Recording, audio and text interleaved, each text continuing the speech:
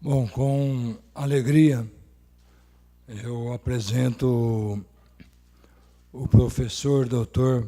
Padre Romeu Leite Isidoro.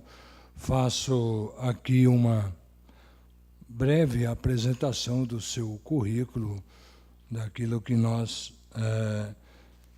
podemos apreciar um pouquinho da sua sabedoria.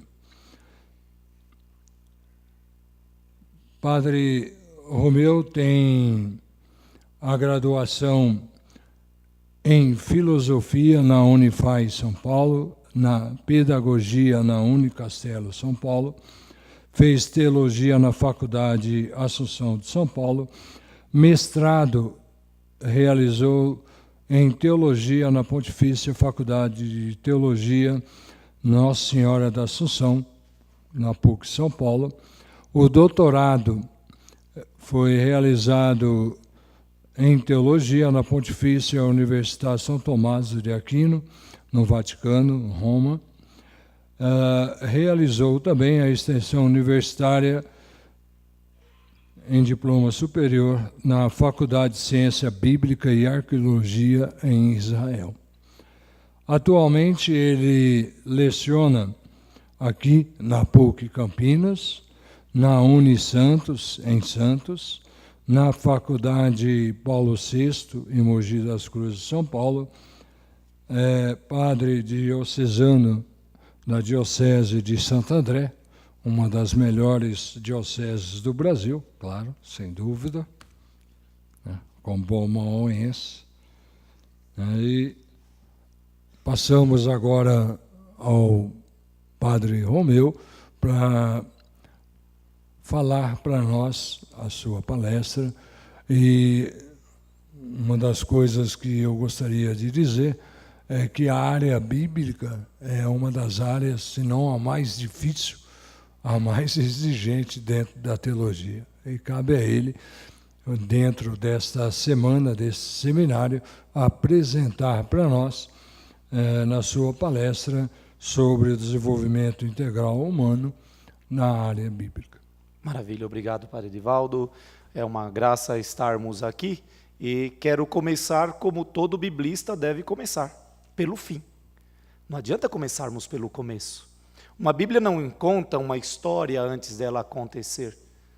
E se queremos guardar alguma coisa desta conferência de hoje, guardemos estas duas palavras: eu sou.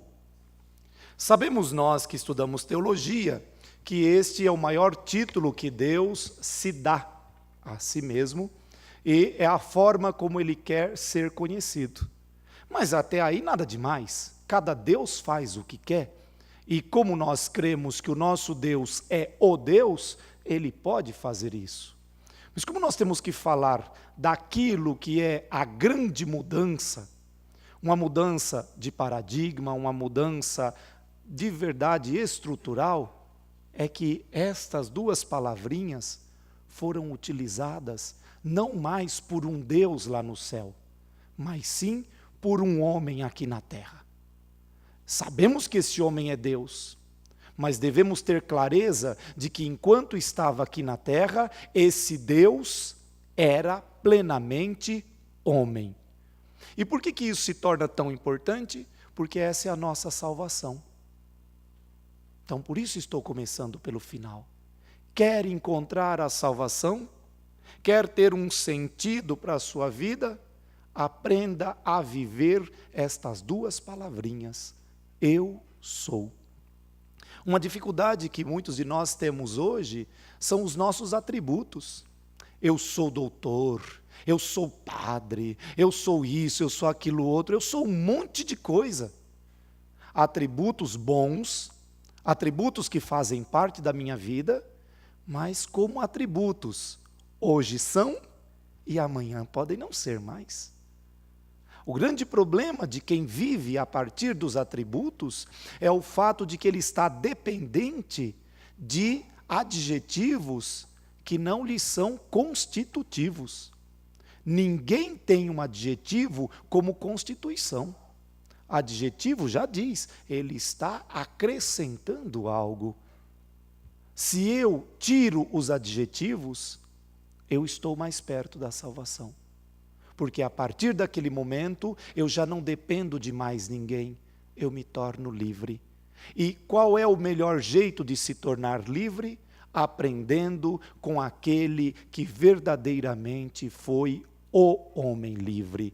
Aquele homem que enfrentou a religião, enfrentou a política, enfrentou a família, enfrentou as instituições mais sérias que podemos ter em qualquer tempo, não só naquele como também nesse. Enfrentou a própria ideologia dos amigos, porque ousou ser diante deles. Se isso é verdade, então a gente pode voltar lá para o começo. Ele vai ter que colocar no primeiro que esse é o último. Ele já está fazendo. Isso. Então, vamos falar do sentido da vida na perspectiva do Evangelho. A perspectiva do Evangelho é a perspectiva da salvação que se encarna. Religiões têm aos montes. Deuses que se preocupam com os seus fiéis têm muitos. Mas um Deus que se faz um de nós, não tem outro. Por isso, podemos afirmar sem medo nenhum, este é o Deus vivo e verdadeiro, este é o único, porque em nenhum outro tempo tivemos um Deus que se fez um de nós. Deuses que vêm à terra, muitos. Para quem conhece de mitologia grega, sabe muito bem que Zeus, quando não tinha muita coisa para fazer no Olimpo, descia à terra para fazer filhos, para fazer alguma coisa, mas ele nunca se tornava homem. Ele podia assumir a forma de um homem. Ele preferia a forma de um touro, é bem verdade, e eu nunca entendi direito como é que as mulheres tinham relações com ele. Mas eu sou padre, a gente não entende muito dessas coisas mesmo. Agora veja, em nenhum momento você vai encontrar em qualquer parte da ideologia deles, dizendo, um dia esse Deus se tornou homem. É escândalo. É escândalo termos um Deus que diz, eu não tenho onde reclinar a cabeça. É escândalo termos um Deus que diz, eu tenho sede. Deus não tem necessidades. E o Deus vivo e verdadeiro, aquele do qual quero partilhar um pouco com vocês hoje, é aquele que se apresenta a nós de uma forma tão simples, dizendo, olha, eu sou aquele que é. Então nada melhor do que começarmos com uma oração. E se nós fizéssemos esta oração, nós já começaríamos sendo felizes e teríamos um sentido para a nossa vida. É uma oração lá do Antigo Testamento, do livro dos Provérbios, está no capítulo 30, dos versos 7 a 9, e diz-nos assim, 2 coisas eu tenho pedido, esperando que não as recuses, meu Deus, antes que eu morra. E quais são essas? Afasta de mim vaidade e mentira, e não me des indigência nem riqueza, mas concede-me apenas minha porção de alimento. Isto, para que, estando farto, eu não seja tentado a renegar-te, e comece a dizer, quem é o Senhor? Ou, tendo caído na indigência, me ponha a roubar e profane o nome do meu Deus. Isto é oração. Esta é a oração que nós, brasileiros do século 21, pessoas que queremos caminhar de uma forma plena, devemos aprender. 2 coisas são terríveis: a riqueza extrema, a pobreza extrema. Aprendi com um padre mineiro há muito tempo. A frase dele era essa: tudo que é demais é pecado. Por isso, quando eu tenho demais, ou quando eu me sinto tendo demais, eu me torno escravo daquilo que eu tenho. E o rico não é aquela pessoa que possui riquezas. O rico é aquela pessoa que é possuída pelas riquezas. Na Sagrada Escritura nós temos uma diferenciação que muitos de nós não percebemos. Rico não é quem tem. Rico é aquele que pensa que tem, e por esse motivo ele é conduzido pelas suas riquezas. E aquele que tem e que é livre, a Bíblia chama de Senhor. Por isso, senhores entrarão no reino dos céus, ricos nunca entrarão no reino dos céus. Porque o reino dos céus é para os livres, não é para os escravos. E quando você se tornou escravo, seja de algo, seja de alguém, você perdeu o direito de viver aquelas duas palavrinhas do nosso início, porque você já não é mais. Então nós vamos ter ricos que possuem R$1 e vamos ter senhores com bilhões. Aqui não é o quanto você tem, mas a grande pergunta: eu possuo ou eu sou possuído? Eu sou livre naquilo que eu penso possuir ou eu sou escravo? Um exemplo bobinho, assim a gente pode compreender do que eu estou falando. Você está dentro do seu carro, para em algum lugar e sente uma arma na sua cabeça e alguém lhe diz: a carteira ou a vida? E você diz para a pessoa: dá para esperar um pouquinho que eu vou pensar, deixa-me ver, carteira, vida. Se você fizer isso, você já é escravo. Porque não tem nada maior do que a sua vida. E quando nós nos colocamos na escravidão, porque somos nós que nos colocamos na escravidão, nós nos perdemos. Por isso, Senhor, não me faça rico. Se queres me fazer alguma coisa, me dê inteligência, capacidade, condições para eu ser Senhor. Mais uma regrinha: Senhor é aquele que tem, e porque tem, ele faz com que o bem comum aconteça. Porque tem, ele é capaz de partilhar. Ele é capaz de fazer com que aquilo que ele tem produza muitos frutos. No Evangelho nós temos uma parábola interessante. Um patrão iria viajar e decidiu então chamar 3 empregados. Ao primeiro empregado ele disse: olha, vou deixar com você estas 5 quantidades de ouro. É dito 5 talentos, quem é meu aluno sabe muito bem, cada talento pesava em torno de 34 quilos, não é pouca coisa. Para o segundo ele disse: para você eu vou deixar 2 quantidades de ouro, 2 vezes 34. E para o terceiro ele disse: para você eu vou deixar uma quantidade de ouro, 34 quilos. 34 quilos, chegue aí na sua calculadora da cabeça ou em qualquer coisa e faça as contas e você vai perceber que esta pessoa com 34 quilos de ouro pode se tornar um senhor. O que conseguiu 5, ele percebeu que podia fazer muita coisa com aqueles 5 talentos. E ele foi e multiplicou. E quando o patrão retornou, ele disse: deixaste-me 5, devolvo-te 10. E o patrão disse: imagina, você trabalhou. E se você trabalhou, os talentos são seus. O segundo, que havia ganhado 2, não se fez de rogado, foi lá e trabalhou com os seus 2 talentos. Multiplicou-os. E quando o patrão volta, ele diz: olha, me deixaste 2, eu devolvo 4. E mais uma vez o patrão disse: não, você não foi um rico, você foi um senhor, por isso são seus.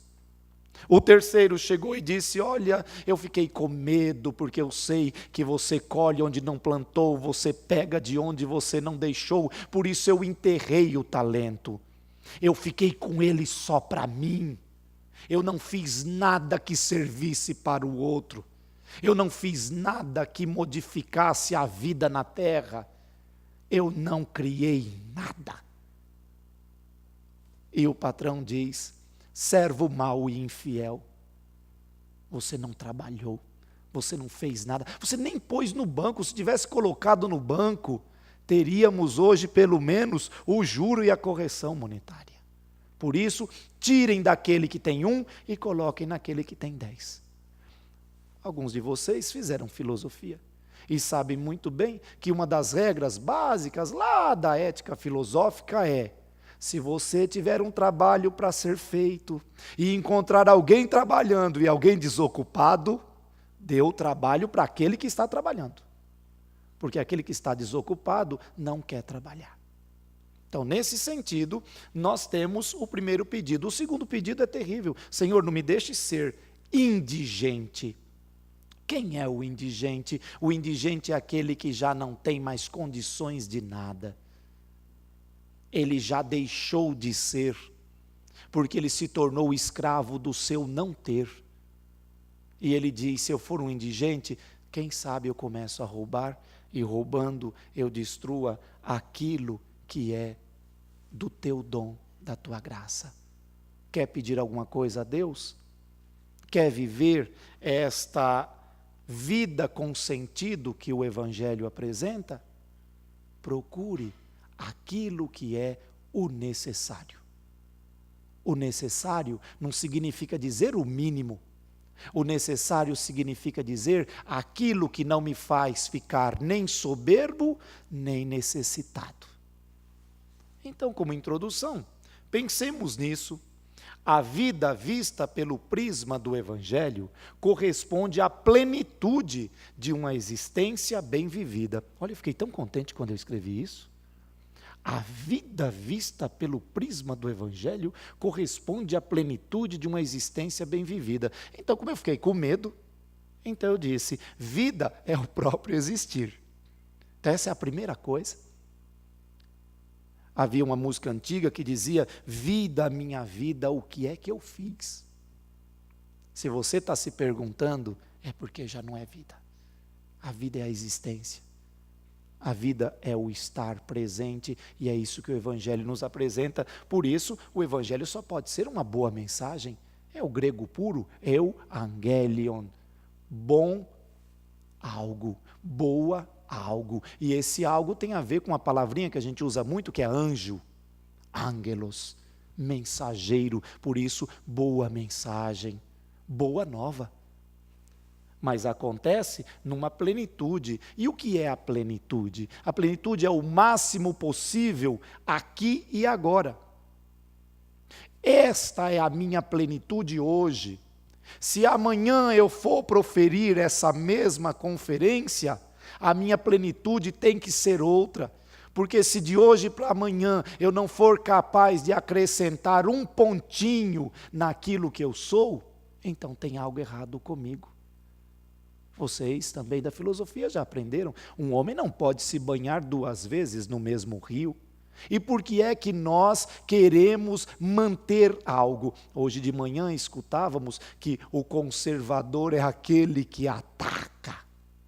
É aquele que vai para destruir o próprio Jesus, porque ele não quer aceitar a mudança. Uma primeira conserva que nós temos é lá no Evangelho de João, quando Jesus tem que dizer para Maria Madalena: não me segure, eu ainda não fui para o meu Pai. Como assim não me segure? O que é que ele está dizendo para Maria Madalena? Maria Madalena, aquele Jesus de carne e osso, não existe mais. É uma nova realidade. Não tente segurar a realidade anterior, seja ela boa, seja ela ruim. Aproveite aquilo que vale a pena e construa em cima. Perceba aquilo que não vale a pena e dispense. Eu sou padre há quase 20 anos. E uma frase que me acompanha, 1 Tessalonicenses capítulo 5, versículo 21. Examine tudo e fique com o que é bom. Já pensou se nós começássemos a fazer isso? Como nós nos enchemos de coisas que não valem a pena? Quantos rancores estão na nossa vida? Quantas mágoas nós trazemos? Quantos traumas que já não são mais nossos há tanto tempo, mas nós teimamos em carregar? Por quê? Porque eu sou traumatizado, eu sou isso. Chega! Se tem uma palavra bonita, é aquela do final da plenitude, aqui e agora. Em latim fica tão bonita, hic et nunc, aqui e agora. Por isso, bem vivida significa não desperdiçada, saboreada. Aquela vida que ganha sentido e que, como nós cristãos proclamamos, só ganha sentido através de Jesus. Agora, por que só através de Jesus? Por que não através de outros? Porque Jesus é o Deus que se faz humano. E ao se fazer humano, Ele prepara o caminho para que eu, se for humano, eu chegue a ser Deus. No Evangelho de João, nós temos um trecho muito bom, onde Jesus vai dar alguns atributos para percebermos aonde devemos chegar. Eu sou o pão vivo que desceu do céu. Se alguém come deste pão, viverá eternamente. E o pão que eu darei é minha carne, entregue pela vida do mundo. E os judeus discutiam, como é que ele pode dar a sua carne de comer? Jesus disse, em verdade eu vos digo, se não comerdes a carne do Filho do Homem, não beberdes o seu sangue, não tereis a vida em vós. Quem consome a minha carne e bebe o meu sangue, tem a vida eterna, e eu ressuscito no seu último dia.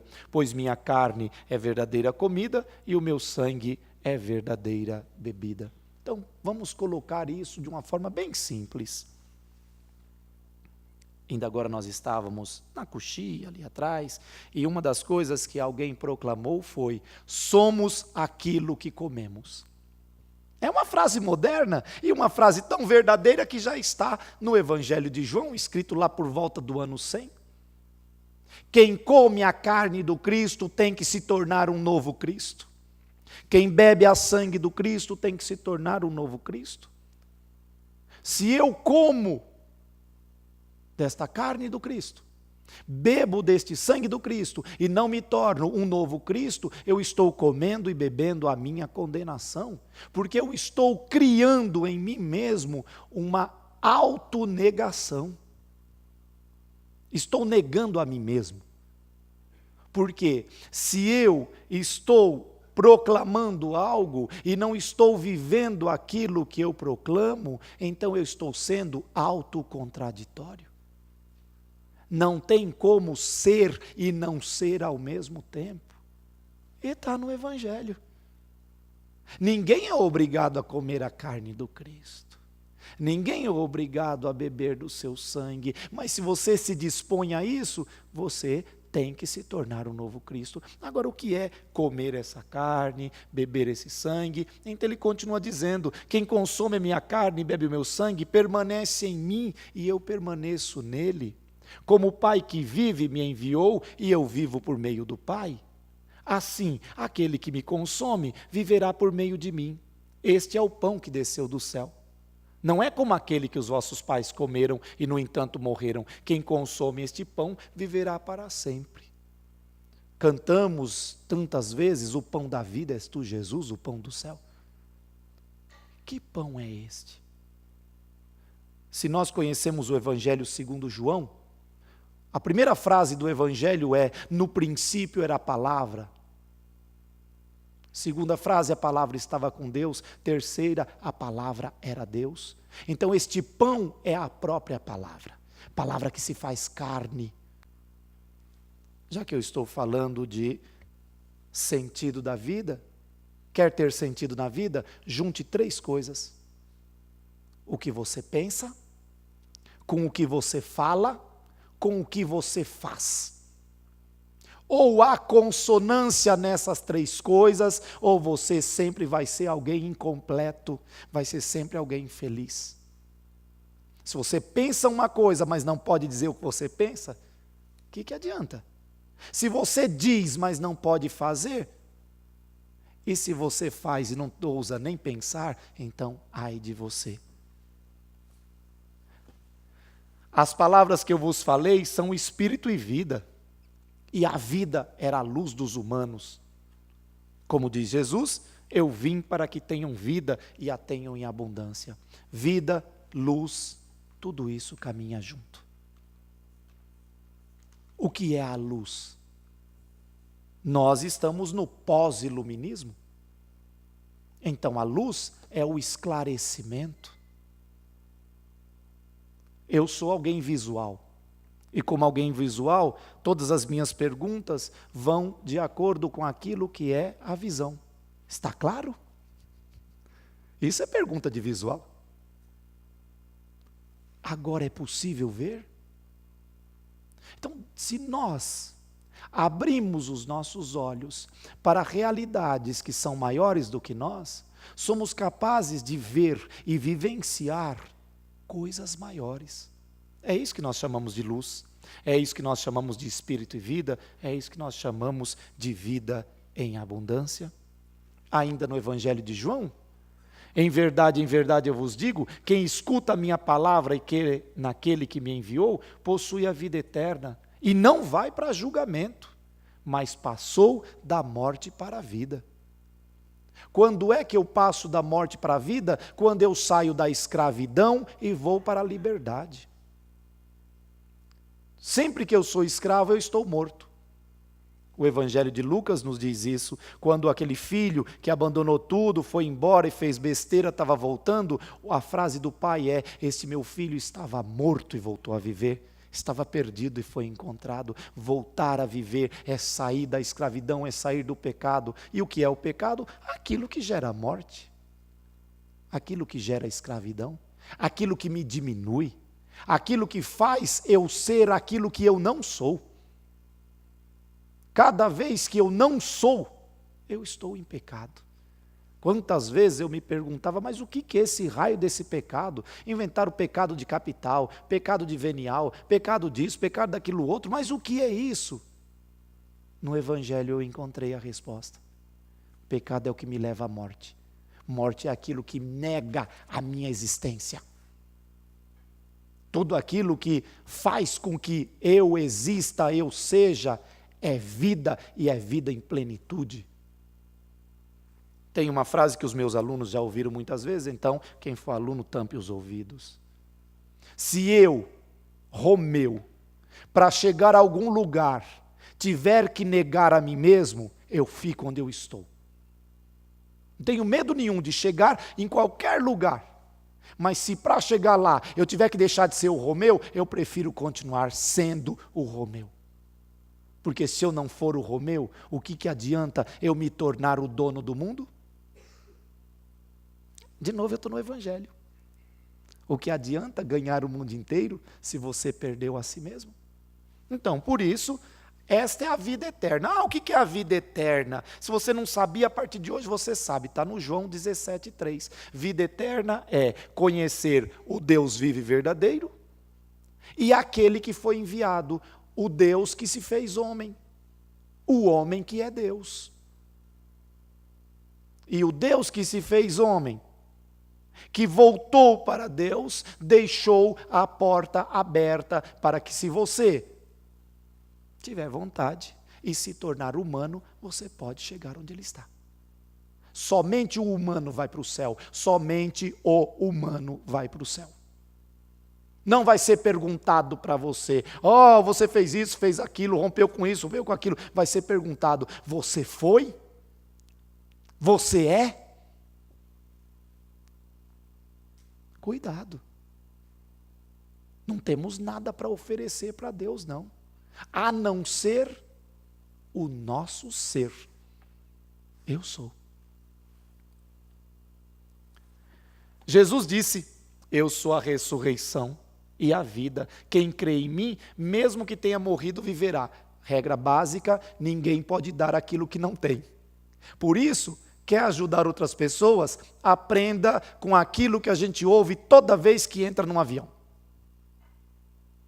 Aparece aquela mocinha bonita, quase sempre a mocinha bonita, a não ser que seja das aerovelhas, que às vezes a gente tem, né? Tem umas aerolinhas que são aerovelhas e elas são bonitas de outro jeito.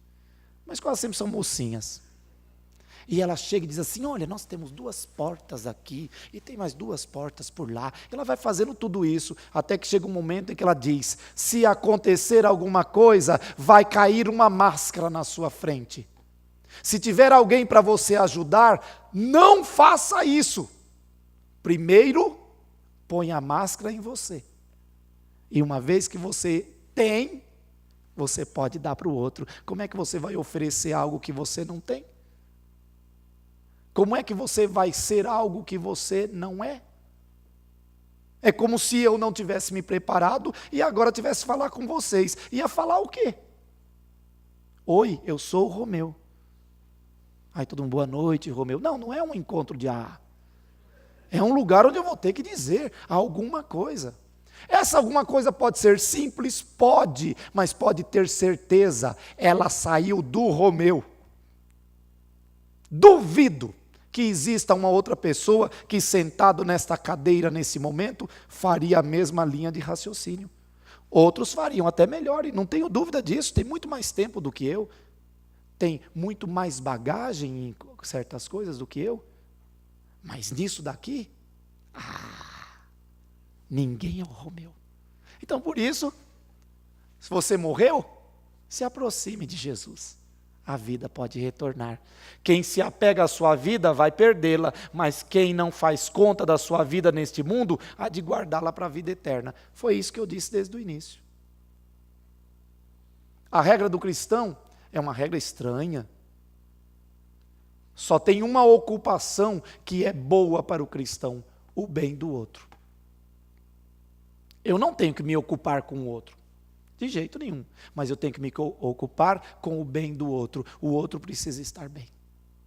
Agora, quando é que eu posso ajudar o outro a estar bem? Quando eu estou bem. Porque, mais uma vez, eu não posso dar aquilo que eu não tenho. Então, nesse sentido, o que Jesus está nos dizendo é: quem tenta segurar se tornou rico e perdeu tudo. Quem liberta está livre e ganhou tudo. Não é essa a regra do amor? Disseram para nós tantas besteiras, que quem ama segura, quem ama tem ciúme, quem ama liberta. Se a outra pessoa é digna do meu amor, é na liberdade que eu vou saber disso. E se ela vai corresponder, é na liberdade que eu vou saber disso. Então, ama alguém? Liberte, liberte. Pode ser que esse alguém seja um corvo. Se for um corvo, quando Noé libertou, ele foi embora e não voltou mais. Maravilha, não perdeu nada, viu? Porque você já não tinha. Agora tem amores que são pombas.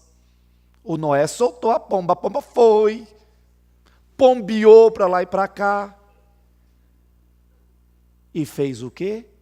Voltou. Voltou. Mas voltou porque quis. Não voltou porque foi obrigada. Não voltou porque tinha obrigações para com Noé. O Noé que se vire. Voltou porque quis voltar. Ainda em João, Jesus disse: eu sou o caminho, a verdade e a vida.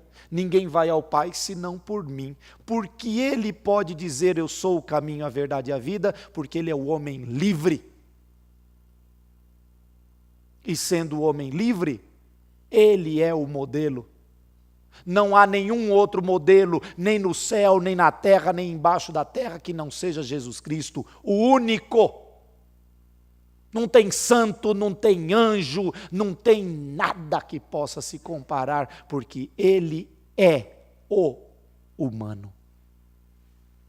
Então ele falou mais: eu sou a luz do mundo, quem me segue não caminha nas trevas, mas tem luz da vida. Lógico, o homem livre é o homem iluminado.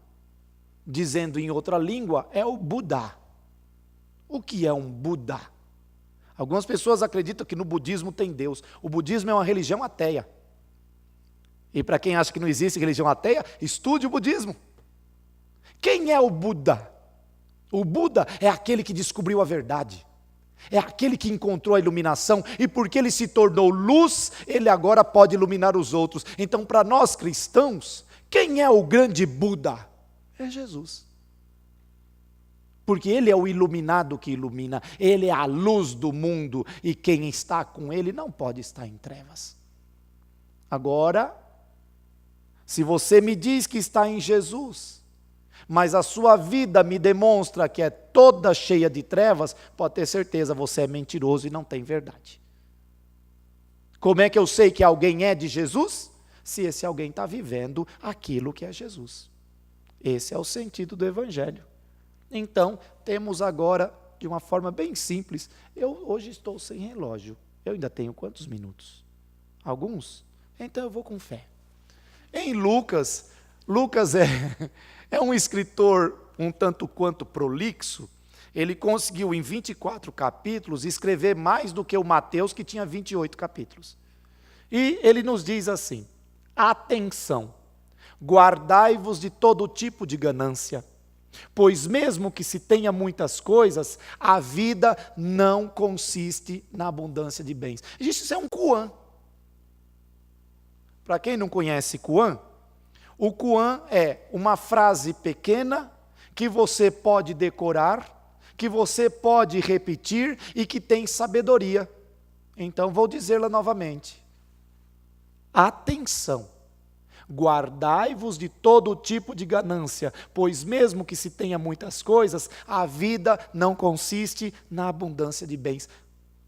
Ai, por que eu sou infeliz? Eu sou infeliz porque eu não tenho um Porsche.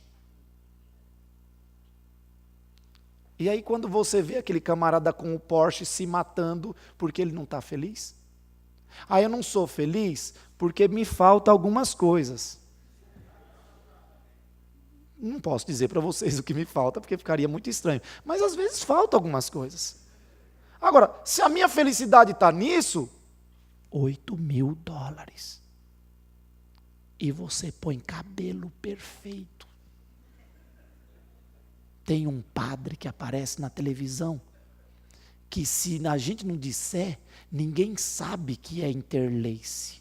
Porque a gente está acostumado com a interlace brasileira, que fica aquelas coisinhas de boneca. Horrível, horrível, horrível. Você olha, você já vê aquele estufinho de boneca. O dele não, é fio a fio. E ele já faz programa de televisão há uns 20 anos. E ele diz, porque Jesus que veio aqui, não vou dar o nome dele, porque ficaria muito complicado, mas é só pensar. E embaixo vem escrito assim, este programa é da Igreja Católica Apostólica Romana, esse programa é da Igreja Católica Apostólica Romana. E ele gastou $8.000, colocou o cabelo, e cada ano ele volta lá e com mais $2.000, resolve tudo. E aí eu me pergunto de novo, por que é que vocês que têm cabelo fazem essa caca? Se a felicidade está em ter cabelo, aí eu vejo o camarada que repicou o cabelo inteirinho, o outro que raspou de um lado e jogou para o outro. Ontem estava na televisão uma visão do inferno. O cara também era desprovido, tinha só um pouquinho aqui atrás, e escreveu um nome com o cabelo que tinha aqui atrás. Eu fiquei olhando aqui e falei, meu Deus do céu, para ser feliz não precisa nada. O cara pode ser feio, pode ser o que for. Então veja, de novo, o que é o grande problema nosso? Acharmos que está na abundância. Até agora não contei nenhuma historinha, então vamos contar uma historinha. Havia um reino muito distante, onde tinha uma pessoa feliz. E os outros todos eram infelizes e ninguém entendia por que aquele camarada era feliz, se ele também pagava 60% de impostos, se ele também não tinha educação de qualidade, não tinha nada de qualidade, se também ele sofria naquele bendito país. E ele dizia, não sei, eu acordo feliz, vou trabalhar feliz. Então começaram a prejudicar a vida dele, e quanto mais ele era prejudicado, ele continuava feliz. Até que o chefe desse país encontrou alguém que disse, eu não sei o segredo da felicidade, mas eu sei tirar a felicidade de alguém. E o chefe disse, é difícil, já tentamos de tudo, fizemos ele sofrer no emprego, sofrer em tudo quanto é lugar, ele continua feliz. Ele disse, porque você não tentou o meu método ainda. O chefe aceitou. E ele disse, meu método é muito simples, eu preciso de 99 moedas de ouro. E o chefe disse, para quê? Ele falou, para dar de presente. Mas dar de presente para quem? Para o homem feliz. Ele falou, não, você está brincando comigo. O cara já é feliz e você vai dar 99 moedas para ele? Ele falou, chá comigo que eu sei o que fazer. O homem feliz acordou naquele dia e ao acordar percebeu que ao abrir a porta tinha um saquinho no chão. Ele foi olhar e falou, moedas de ouro. Ainda tenho muitos minutos, porque eu sempre acordo antes, porque eu sou feliz. Vou contar as moedas. E já que vou contar, vou fazer montinhos. Montinhos de 10 é legal, porque a gente costuma. Não sei se vocês contam moeda, a gente que é padre, a gente conta em montinho de 10, porque as moedas gostam de ir para a igreja. Vou fazer o que o Evangelho faz. Diz que certo dia as moedas e as notas estavam reunidas, e a nota de 100 falou assim: uhul, amanhã é sábado, vamos para o restaurante. A de 50 falou: maravilha, vamos para o cinema. A de 20 falou: vamos comprar sorvete. Aí a moedinha de 10 centavos falou assim: uhul, domingo, vamos para a igreja. Então, voltando para as minhas moedas, e ele começou a contar: 10, 20, 30, 40, 80, 90, 99. Não, eu devo ter deixado no saquinho. E foi procurar a centésima moeda, porque quem é que vai dar 99 moedas? Alguém dá números completos. Então, alguém roubou a minha moeda. Ou então eu perdi a minha moeda no caminho. E ele começou a ficar com uma coisa que ele nunca teve antes: preocupação. E ele tomou uma decisão: vou trabalhar em dobro, porque agora eu preciso comprar a minha centésima moeda, porque ninguém pode ser feliz com 99 moedas. Moral da história: foi o cara mais infeliz do reino, porque começou a acreditar que para ser feliz precisava ter a centésima moeda. Homem sabe muito bem o que é isso. Você liga o celular, já vem escrito lá: 7 centímetros a mais. Aí você vai ver, aí tem que comprar alguma coisa. É um creme maravilhoso. Compre. Depois você compra aquele que faz força. Depois você compra aquele que puxa para o lado. Depois você compra aquele outro. E aí depois que tiver tudo estragadinho, que aí nem o que tinha, nem o que queria ter, aí você vai entender o que é que eu estou falando do Evangelho. Ok. Mateus vai nos dizer: a porta é estreita. O caminho é apertado. E poucos são os que encontram. Sabe por que poucos são os que encontram? Porque nós acreditamos na mentira dos outros, acreditamos que precisamos ter alguma coisa, acreditamos que é preciso algo para ser feliz. O camarada nem dente tem e dá sorriso. E quantas vezes você com todos os dentes na boca e não tem coragem de abrir a boca para dar um sorriso? Aquela pessoa não tem nada, é uma quase indigente. Está vivendo na sua pobreza e, no entanto, fica feliz porque ainda consegue respirar. E você, com tudo que tem, não consegue nada? No Evangelho de Marcos só tem essa, então não se preocupe não, que é grande, mas é uma só. Se a tua mão te leva a pecar, não vou nem ler porque de cor é meio parecido. Se a tua mão te leva a pecar, arranca a tua mão. É melhor entrar sem a mão do que com ela você ir para o fogo. Se o teu pé te leva a pecar, se o teu olho te leva a pecar, é isso que está escrito lá. Então vamos pensar de uma coisa: o Evangelho está mandando arrancar alguma coisa fora? Não. Mão é o simbolismo do fazer. Se aquilo que você está fazendo está te levando à escravidão, pare de fazer. O pé é o seu movimento, é a sua liberdade de ir, vir e permanecer, conforme o capítulo 5 lá da nossa Constituição. Então, se você está caminhando em caminhos que estão te levando para a escravidão, corta isso, para. É melhor você não continuar fazendo isso do que continuar e se perder. E o olho é a janela da alma, já dizia os grandes antigos. Para onde você olha? Lembra daquela coisa besta que todo mundo pergunta? O copo está meio cheio ou meio vazio? Se você é um negativista, seu copo está sempre meio vazio. Se você é alguém com óculos cor-de-rosa, o copo é sempre meio cheio. Se você for uma pessoa honesta consigo mesmo, você vai dizer assim: não importa. Se é um líquido bebível, bebê-lo-ei. Pronto, acabou. Essa é a vida. A vida é muito simples. E eu sou muito simples. Tenho títulos, mas não consigo me imaginar como alguém que fala palavras difíceis, que ninguém compreenda. Por quê? Porque para mim a vida é simples. O que eu tenho, eu tenho. O que eu não tenho, se eu puder ter bem, se não puder ter bem também. Gosto das coisas que tenho. E quando tem alguma coisa que não gosto, eu mando embora, que não adianta mais. E assim. Qual é o sentido da vida? Ao nos depararmos com as visões evangélicas, tomamos contato com a realidade que nos transcende e nos impele a sermos mais. Faz-se premente uma palavra final. Que nos... Eu disse que eu não sabia falar palavras difíceis, eu sei. Eu uso palavras difíceis também. Morreu. Não quer mais ir para frente. Conseguiu? Ai, que maravilha. Então é aqui. Pronto. Brilhe a vossa luz através das vossas boas obras, para que os outros, vendo vossas boas obras, glorifiquem o Pai que está nos céus. Quer ser conhecido por algo? Seja conhecido por aquilo que você é. E você é aquilo que você faz. A árvore boa não produz frutos ruins. A árvore ruim não produz frutos bons. Por isso, se a vossa justiça não for maior do que aquela dos homens bons, você não vai entrar no reino dos céus. Reino dos céus não é um lugar lá em cima, não, viu? Reino dos céus é a vida em plenitude, que tem que começar aqui. A plenitude daqui é menor, mas já é uma plenitude, já é algo que é possível. Por isso, frase de Jesus que vai servir como fechamento.